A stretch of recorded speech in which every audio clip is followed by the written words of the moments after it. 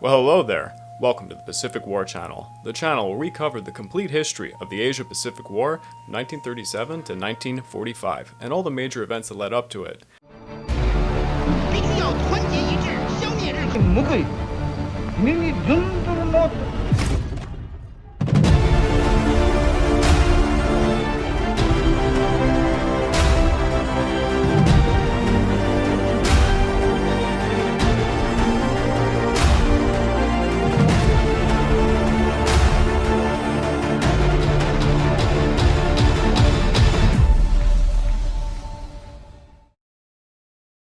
We are currently looking at the major events that led up to the Pacific War, and today's episode is going to be on the many attempts at opening up Japan.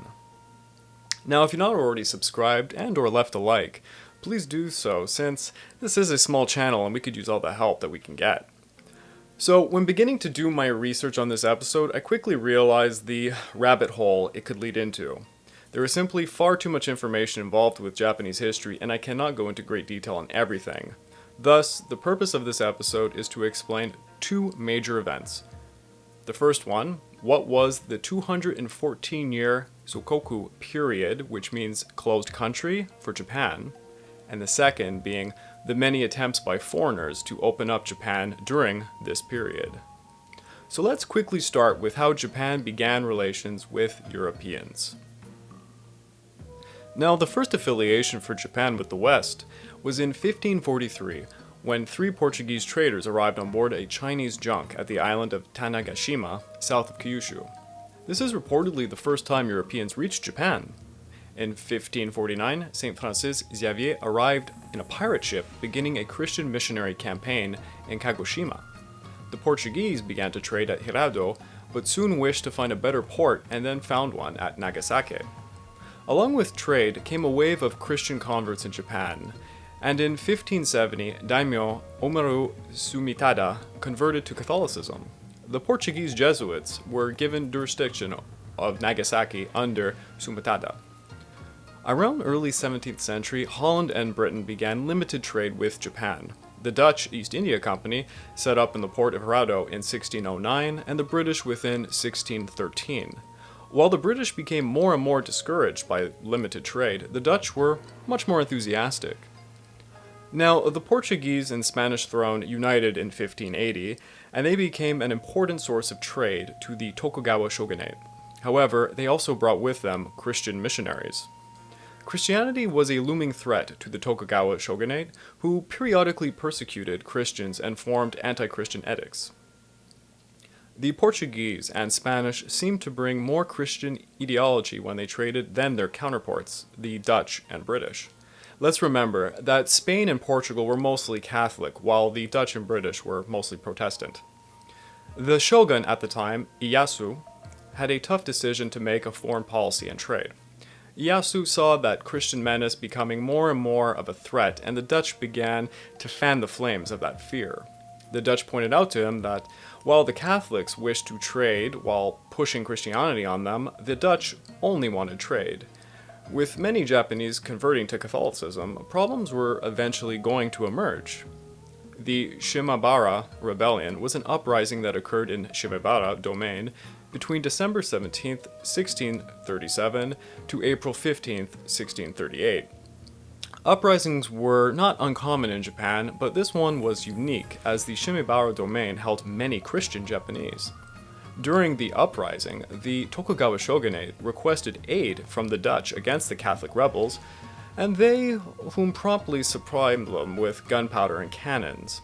The Dutch wanted to show their form of Christianity was not the same as the Portuguese and Spanish, and to make a point, they helped shell from their warship Hara Castle, which was held by the Christian rebels.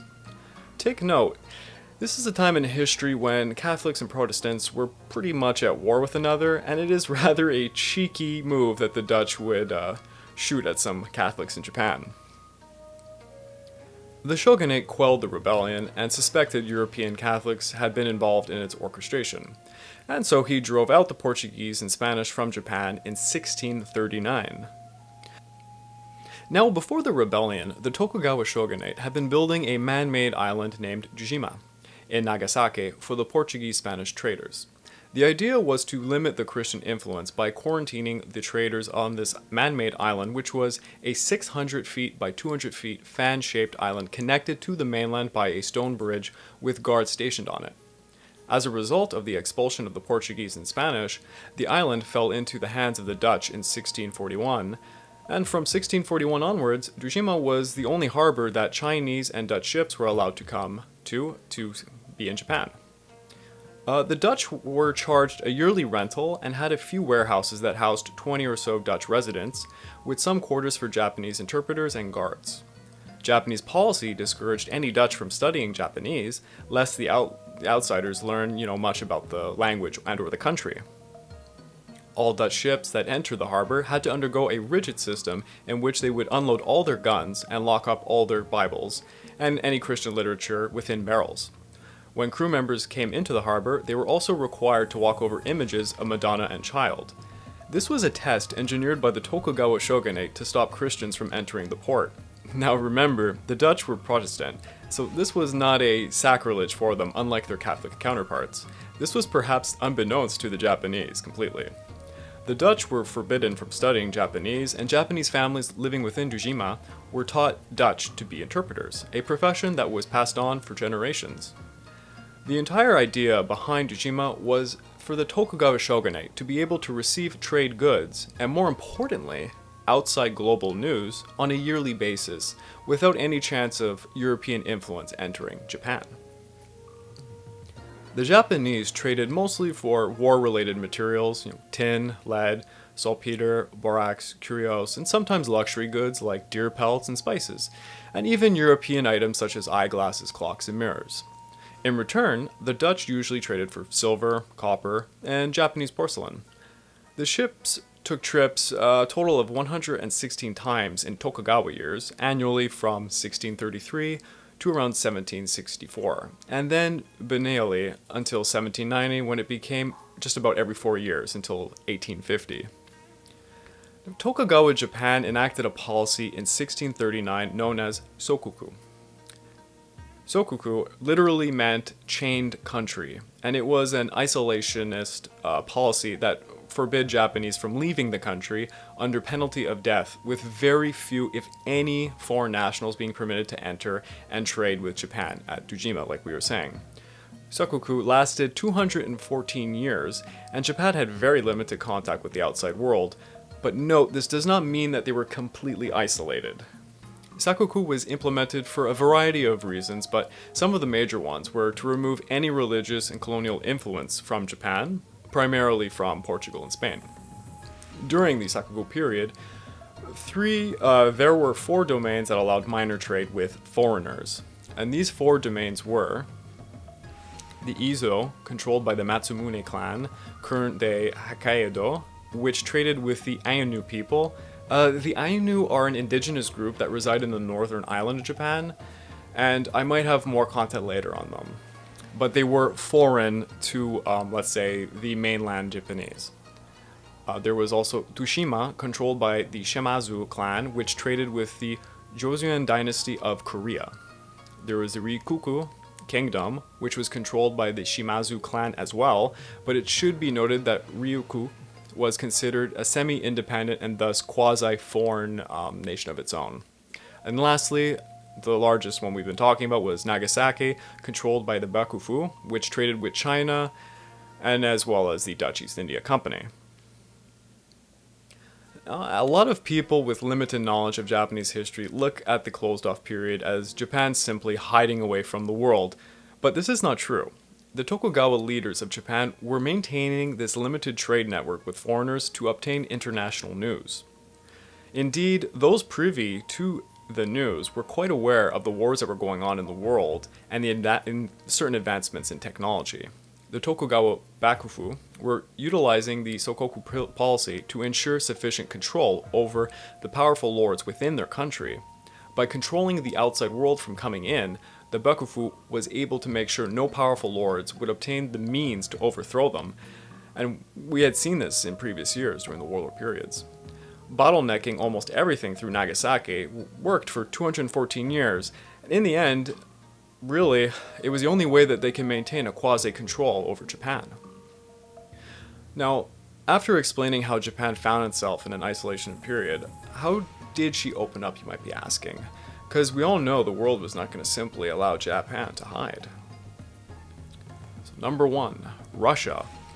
Russia poked its head a few times during the Sakoku period because the climate of the northmost point of Japan did not allow for rice cultivation.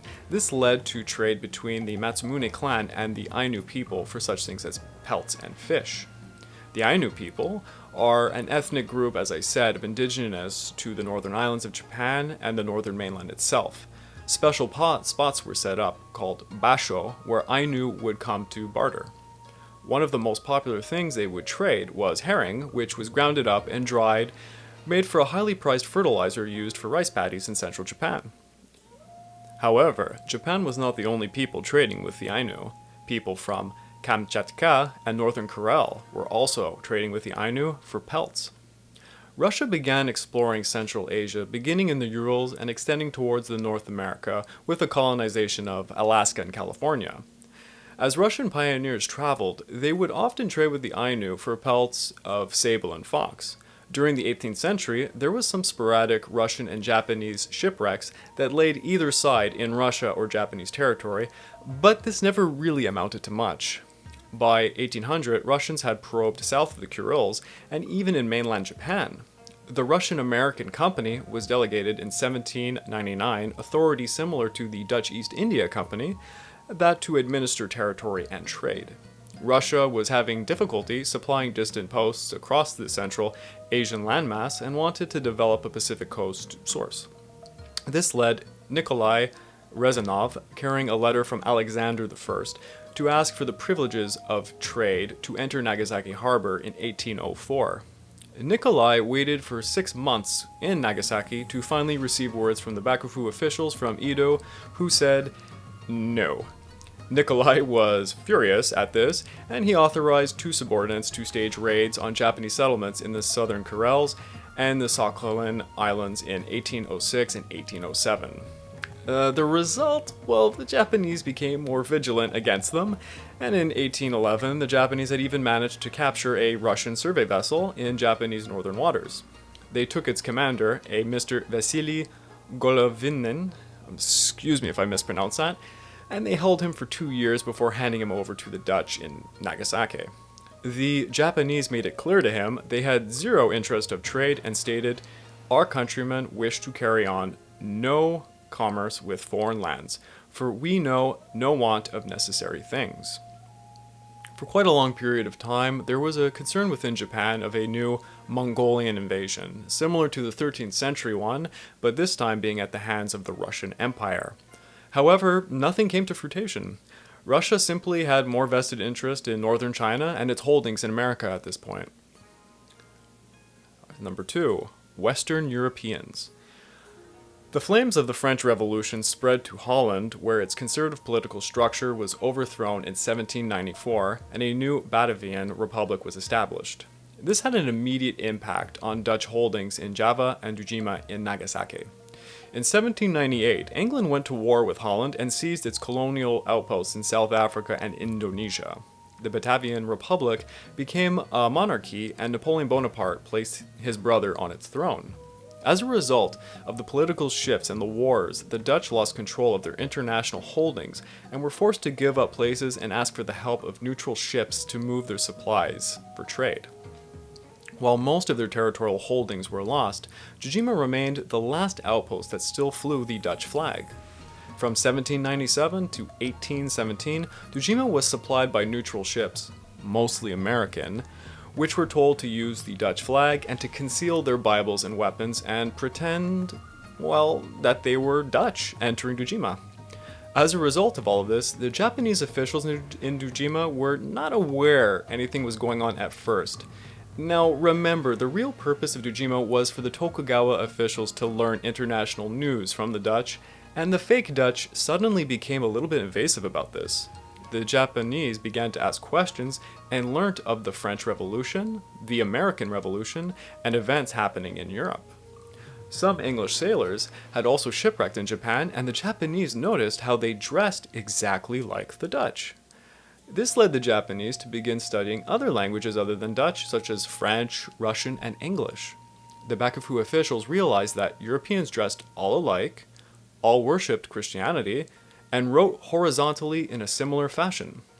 With this knowledge, in 1825, the Bakufu ordered that no distinction should be made among Westerners and to expel all of them. The Dutch had finally lost their special status amongst the Westerners.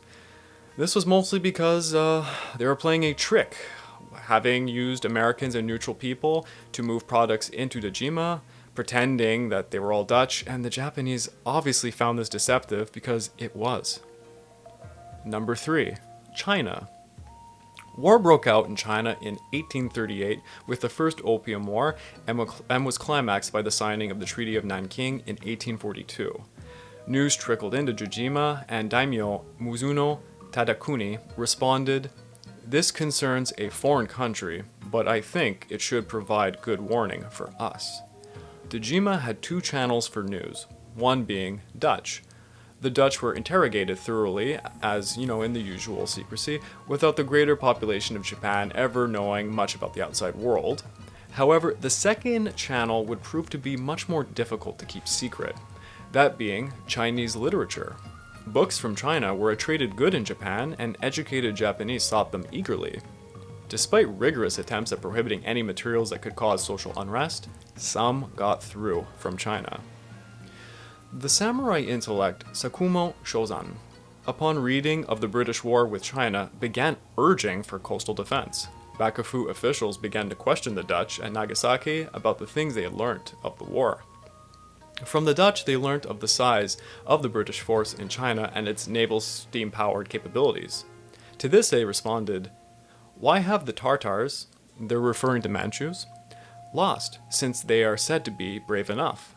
A Dutch responded, "Bravery alone is not sufficient. The art of war demands something more. No outlandish power can compete with a European one, as can be seen by the great realm of China, which has been conquered by only 4,000 men."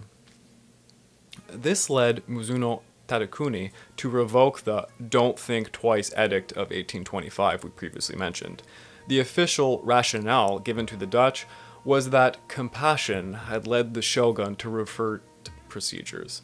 The truth was, Japan was trying desperately to avoid the likelihood of war.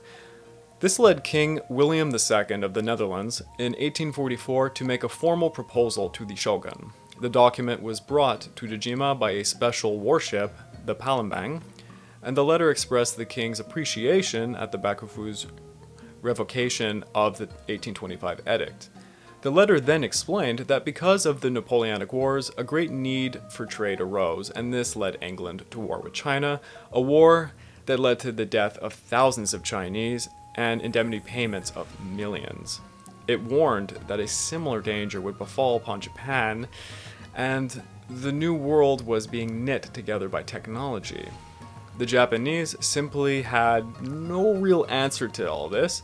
They told him kindly not to write again, and that everything he said was impossible. Yeah. The Dutch warning, however, proved very accurate. By the time the Japanese had sent their response back, many foreign ships had come ashore at several different places in Japan, and it seemed that China had been the catalyst for opening up Japan. Number 4, America. America was driven towards Japan for a few reasons. Prior to the discovery of oil in Pennsylvania in 1858, oil was procured by the whaling industry, and many Pacific waters were busy with whalers. Some of these whalers ended up on the shores of Japan, and many of these shipwrecked sailors were mistreated. America joined in the competition for Chinese trade with the Treaty of Wangzhe after British blew down the door in China. With the advent of the steam engine, America required coaling stations en route to China, and, well, Japan was smack dab in the middle of that. So in 1845, the U.S. representative to China was instructed to send a mission to Japan.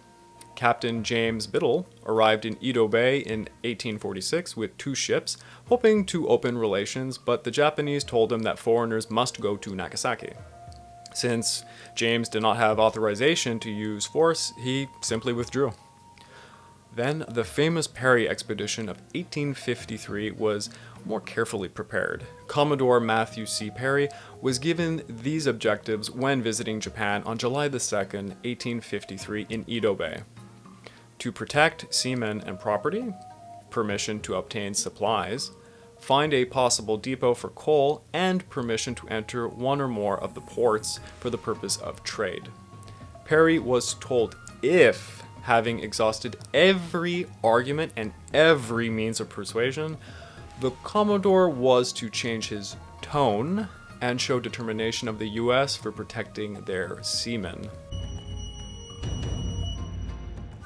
Hey, you gonna open up the country or what? Jeez, Japanese folks are so stubborn. I'm seriously tired of waiting. So yeah, Perry never changed his tone. He actually began talks with the Japanese by sending them white flags and a harsh letter. You're so pushy. We have our reasons, you know. Yeah, like whatever. You forced me to use my secret weapon. A weapon? Failure to meet his demands would bring on war to Japan, and they would certainly lose. And in the case of losing that war, they would have white flags he provided to surrender. What a guy. Perry had come with 4 ships mounted with 61 guns, carrying over 967 men. He had passed by Naha on the way to Edo Bay and made a note to Washington that America might be better off taking the Rikuku Islands for themselves. The American ships were 6 to 10 times larger than any Japanese ship, and their dark hulls earned them the name Kurofune, meaning black ships. I hope I pronounced that right, excuse me, Japanese audience. Now, Perry was told to go to Nagasaki, but he told the Japanese he had a letter from the President of the United States for the Emperor of Japan, and he would not deviate from those orders. By the time arrangements had been worked out for delivering the letters, the shore was lined up with thousands of Japanese soldiers. Perry warned them that he could call upon 50 more ships from the Pacific waters, and as many more from California if they commenced hostilities. The Japanese allowed the American landing party to enter, and the Americans began marching between the Japanese soldier columns. Perry noticed the weapons they had were 17th century-like as he walked on to the meeting place. The meeting was formal and long, being translated back and forth from English to Dutch to Japanese. Perry was eager to return to Chinese waters to replenish his supplies that were quite low, and he announced to the Japanese he would return in April or May to receive their response to the letters he had delivered. Anyway, I've got some stuff to do, so I'm gonna bounce. I'll hit you up again next year. Let me know when you're ready to open up the country or what else, okay? Perry returned in February, sooner than the Japanese had expected. This time, Perry brought a much larger force with 3 steamers with him. Again, the Japanese demanded he come ashore at a specific location, such as Urayaka, which was far from Edo. Perry demanded he come ashore at Kanagawa, near present-day Yokohama, and had his way. In a similar fashion to last time, Perry and his men marched between rows of Japanese soldiers. Negotiations went on for 23 days, and Perry maintained a very heavy-handed stance. He pressed for trade privileges, asserting that the Chinese found them quite favorable. I am sure that's not true. The Japanese negotiator remarked that wasn't the reason for coming to Japan, to secure the safety of shipwrecked seamen and not trade. A humorist kind of chided at him. The result was Japan providing 2 harbors, Shimoda and Hakodate, for American ships to enter to be able to resupply and receive coal. Shipwrecked sailors would be helped and returned. Americans were permitted to pay for supplies they received, and note, Perry saw this as a foot in the door for trade and that American consuls could reside in Shimoda. Both sides had reasons to be pleased with the meeting, for both sides met their minimum objectives. Perry believed he had opened the door to trade with Japan, and Japan had avoided the fate that China had encountered in its subjugation to unequal treaties. However, when American Representative Townsend Harris came to reside in Shimoda, he brought with him news of China to Japan. New wars had begun in China, and Japan was well to submit voluntarily because she would not be able to protect herself. When Perry departed, Japan faced many problems. First, There was many implied threats thrown at them by America, and China's situation seemed to show what disaster awaited them. The shogun, Tokugawa Ieyasu, died literally a few days after Perry left, and was succeeded by his sickly son, Tokugawa Ieyasu. The administration was basically in charge, led by Abe Masahiro, and Masahiro felt Japan did not have the ability to resist the American demands, and he sought all daimyos for their opinions. There was a wide open debate in Japan amongst daimyo and scholars without a universal decision. However, what was agreed was that resistance at this time was futile, and Japan, one way or another, was open. So, to end all of this, let's give a little brief summary. Tokugawa Japan enforced an isolationist foreign policy known as Sakoku, which lasted 214 years. Russia, Western nations, Chinese literature, and finally America attempted to open Japan back up to the world. Commodore Perry eventually ends up being the one to formally get Japan to open in 1858, and Japan was soon to sign a very unequal treaty under distress of being colonized or attacked like China was at that time. Let's remember the Second Opium War was occurring. How does this have anything to do with the Pacific War, you might be asking? Well, what would occur after Japan was opened up is much written about, and it is the Meiji Restoration period of Japan. This would be an epic process of modernization that took Tokugawa Japan into the 21st century like a lightning bolt, and with it, the complete militarization of the nation and a path to world war. Really hoped you enjoyed this episode. Please leave a like, a comment, even if it's not a nice one, and subscribe if you're not done so. And please stay tuned, because the next episode will be on the Meiji Restoration of Japan. And this has been the Pacific War Channel, over and out.